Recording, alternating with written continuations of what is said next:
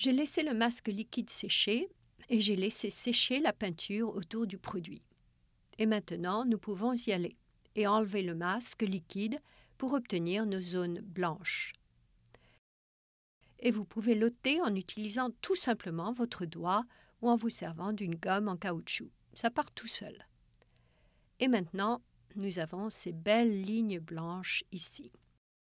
J'espère que vous avez pu assimiler tout ça. C'est très important de connaître toutes les bases de l'aquarelle, ainsi que les outils essentiels dont vous avez besoin, car ce support est vraiment très intéressant.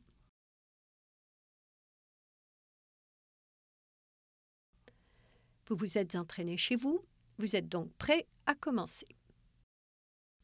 Après vous avoir initié à toutes ces choses, commençons une peinture en utilisant presque toutes les techniques que je vous ai montrées.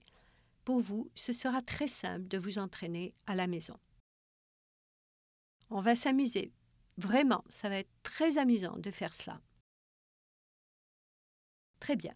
On va commencer par un exercice pour vous donner la sensation de cette eau qui est essentielle, et aussi la sensation de vos pinceaux. Je vais utiliser un pinceau plat à certains endroits en particulier. Et c'est une bonne chose de vous entraîner chez vous. Amusez-vous à vous entraîner parce que cela vous montre comment l'eau va réagir à vos peintures. Parfois, certains d'entre nous prennent trop d'eau, trop peu. Il est donc très important de s'entraîner. Et quand vous travaillez sur une vraie peinture, un vrai tableau, c'est toujours bien d'avoir une autre feuille de papier à côté de vous pour vous entraîner, pour réchauffer votre main et pour voir la quantité d'eau que contient votre pinceau. Cette peinture va être un sujet d'entraînement très simple. J'aime travailler avec une palette limitée, mais nous allons utiliser un peu plus de couleurs pour cet exercice. Je veux travailler sur un sujet qui est en fait une photo à moi, une photo très spéciale. Cette photo a été prise par un ami très spécial en Toscane et elle m'a tellement plu que je l'avais reproduite avec des pastels. La photo originale, si vous voulez la regarder, est beaucoup plus sombre, mais j'ai beaucoup aimé le ciel ainsi que le premier plan. Alors j'en ai tiré ma propre peinture. Et c'est très courant pour les artistes de faire cela. Quand ils aiment beaucoup une œuvre qu'ils ont réalisée, ils veulent la reproduire. Alors, qu'est-ce que je fais? Je prends mes aquarelles. J'obtiens un effet et une image totalement différents. Le résultat est très flou et mouvant. C'est une impression merveilleuse. Toutes nos peintures deviennent des amis. Alors parfois, lorsqu'on les a plus sous la main, on aime essayer de les recréer. Cette peinture est un bon sujet pour que vous travailliez et vous entraîniez avec moi, parce qu'elle vous aidera à apprécier la quantité d'eau sur le papier. J'ai déjà appliqué le masque liquide ici. C'est assez sec, je peux donc y aller et commencer à travailler dessus. Maintenant, je vais charger mon pinceau au maximum, comme je vous l'ai montré précédemment. Et je vais le passer comme ceci.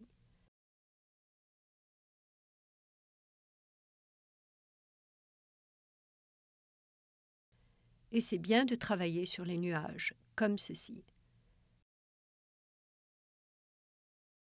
J'utilise différents bleus dans mon ciel.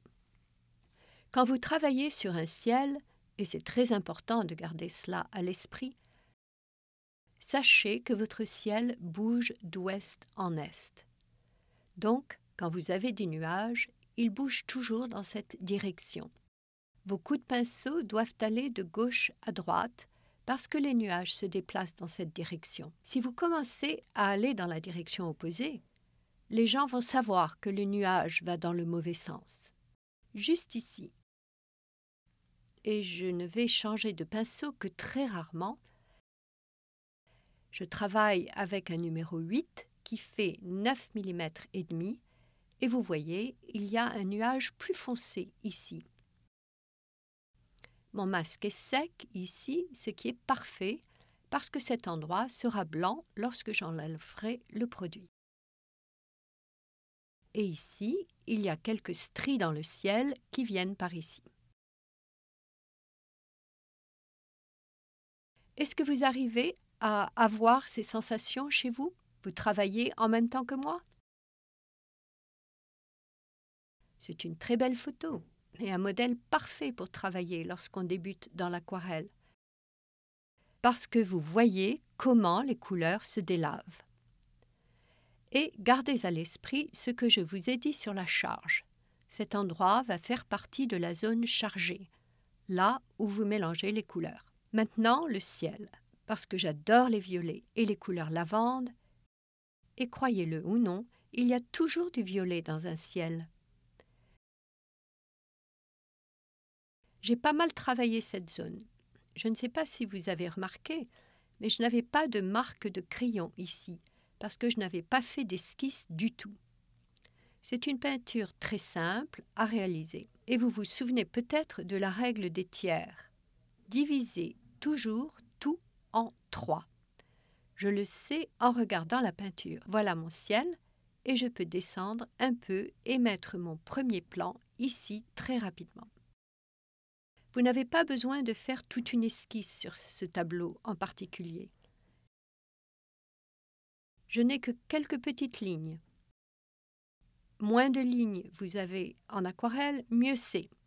Mais je ne suis pas en train de dire que vous n'avez pas à dessiner beaucoup de détails. C'est pour cette raison que je pense que cet exercice est bon pour tout le monde.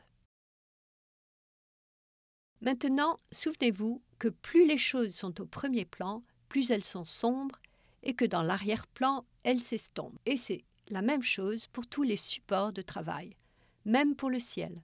C'est toujours comme ça. Alors, est-ce que vous vous amusez ?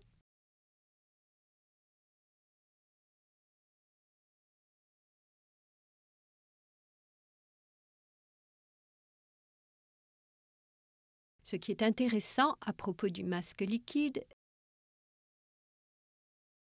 c'est que, comme vous le posez avec un pinceau, lorsque vous l'enlevez, il y a encore les petites stries laissées par les coups de pinceau. Donc, le blanc se fond dans le reste sans laisser un grand trou.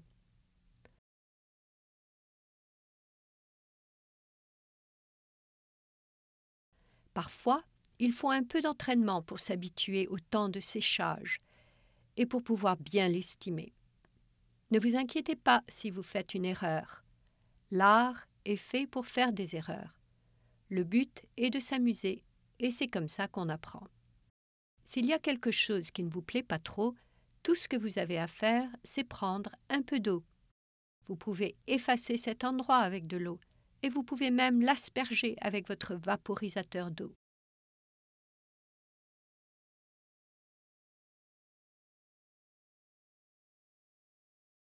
Vous pouvez encore ajouter de l'eau si vous voulez éclaircir la zone. Et le temps de séchage fera que la bulle s'aplatira, parce que ce papier a été apprêté.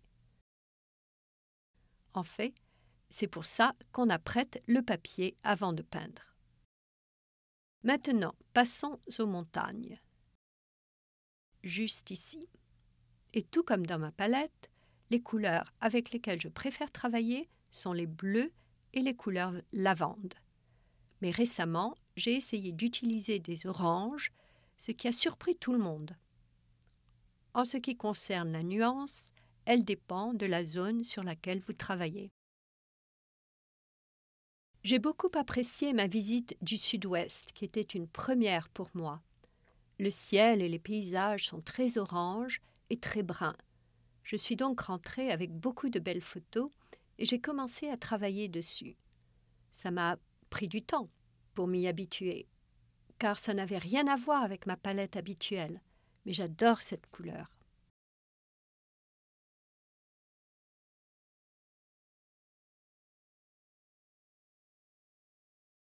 Je redescends vers le premier plan.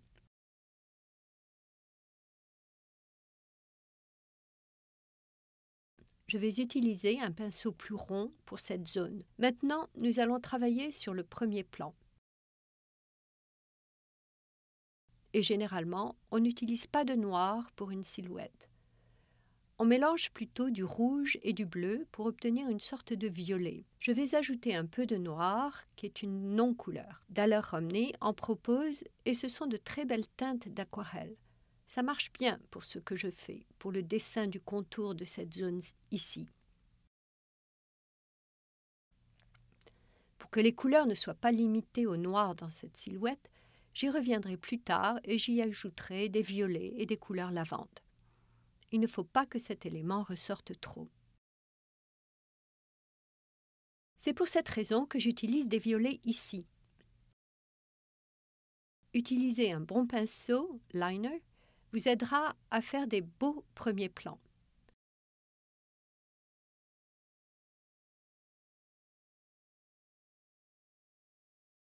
Pour moi, c'est ça qui est amusant quand on peint.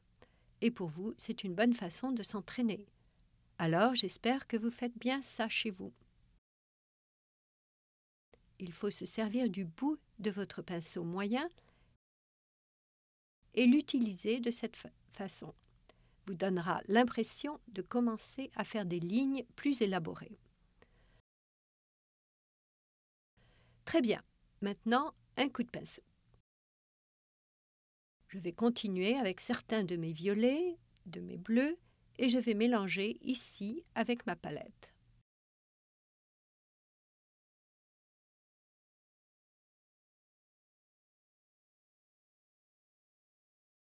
Amenez ça ici. Et pour cette zone, il faudra probablement prendre un pinceau plus gros. Celui-ci est bien pour faire ce contour.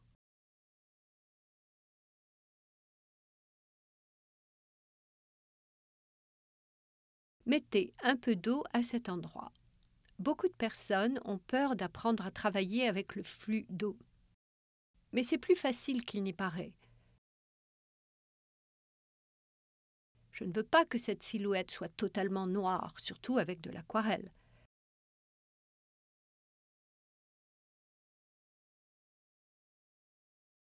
Et attention à ne pas repasser trop de fois, parce que vous risquez de déchirer votre papier.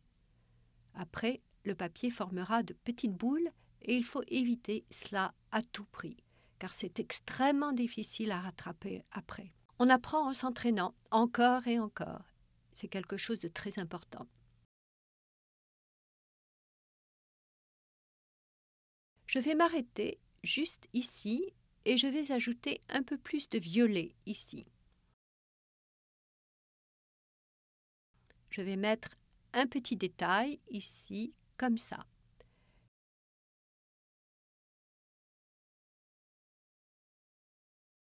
Et là.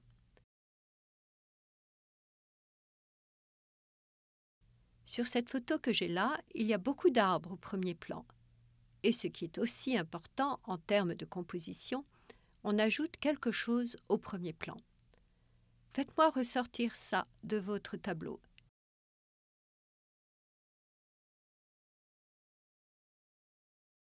Et ici, vous pouvez également utiliser un pinceau éventail. Je préfère utiliser un pinceau liner plus petit quand je travaille sur quelque chose de plus détaillé. On peut en ajouter quelques-uns sur notre premier plan.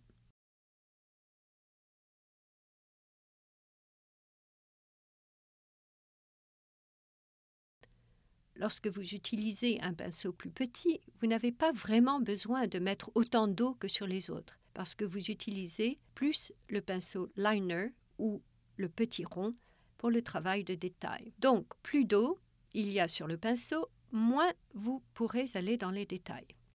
Mais gardez vos détails pour plus tard, lorsque vous vous sentez plus à l'aise dans ce travail.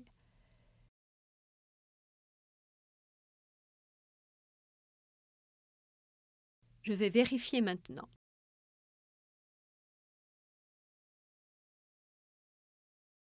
Je pense que c'est sec. Testez le masque liquide dans une petite zone. Maintenant, je vais juste me servir de mon doigt pour l'enlever. Et mon blanc apparaît. Ce sont ces zones que j'aimerais conserver. Et si vous voulez, vous pouvez repasser sur ces zones avec un tout petit coup de pinceau pour y ajouter un peu plus de couleur. Une autre façon de le faire, je vais vous montrer, c'est de prendre une gomme en caoutchouc qui va retirer la couche de masque tant que la peinture est sèche.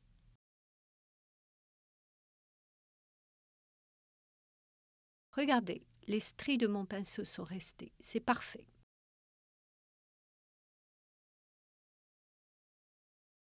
Je vais faire une petite pause et attendre qu'une autre zone soit sèche et je reviens avec vous. Très bien. Je pense que la majeure partie du masque liquide a séché. Donc maintenant, je peux l'enlever avec mon doigt. Quand vous utilisez une gomme à caoutchouc, il y a plus de résidus sur la peinture. Mais je me contente de mes doigts, qui font très bien partir le masque. Et c'est bien sec maintenant, je peux donc y revenir, laisser certaines zones en blanc et ajouter de la couleur dans d'autres.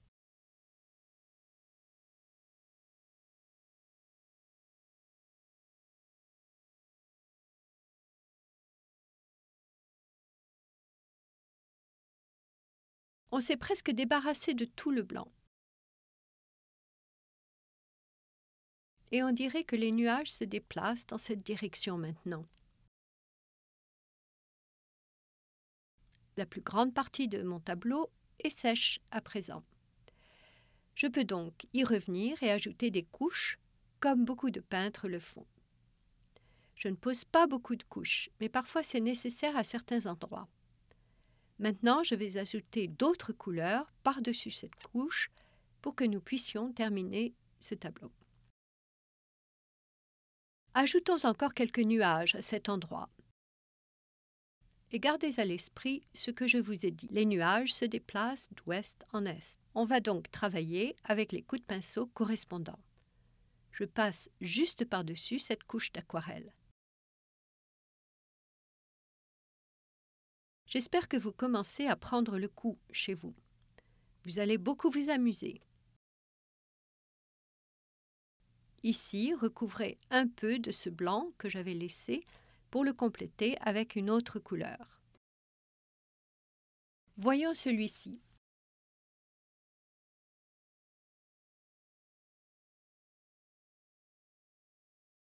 Laissons ce blanc à cet endroit. Ajoutons un peu de cette couleur.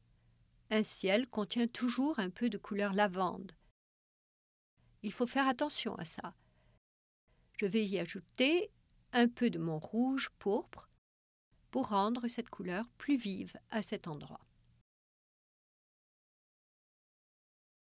En fait, je repasse par-dessus certains des espaces blancs que j'avais laissés, mais ça ne fait rien. Et je vais prendre avec précaution mon pinceau plat et l'utiliser pour les nuages qui se déplacent dans cette direction. Ajoutons un peu d'eau ici. Il faut faire le coup de pinceau en dégradé que je vous ai montré. Maintenant, nous allons encore rajouter quelques bleus là en bas. C'est très agréable de travailler sur des ciels avec de l'aquarelle. Ils changent souvent et vous pouvez vraiment avoir les sensations de vos pinceaux et de vos autres accessoires de travail.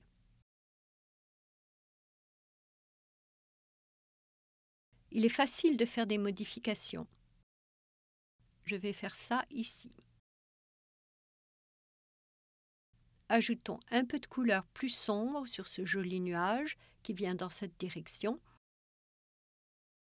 Et je vais ajouter ça à cet endroit.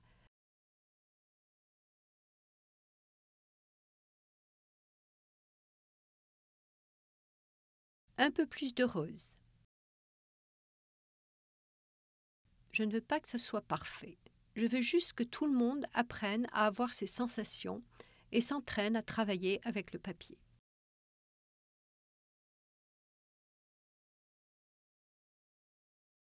Très bien. Je vais maintenant revenir au premier plan. Il est un peu plus sec, on peut donc le retravailler.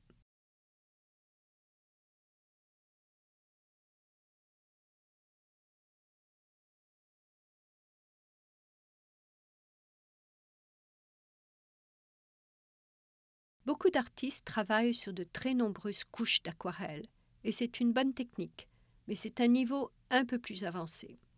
Pour des débutants, mieux vaut attendre un peu pour voir cette méthode. Et on va juste ajouter ça à cet endroit.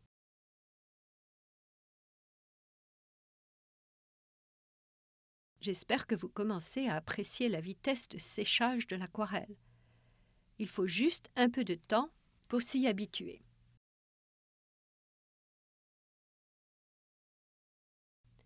Des fois, il faut travailler vite et des fois, c'est mieux de prendre un peu plus son temps. Après, quand on travaille avec une silhouette ou tout objet noir, on met toujours quelques petites touches de rose derrière.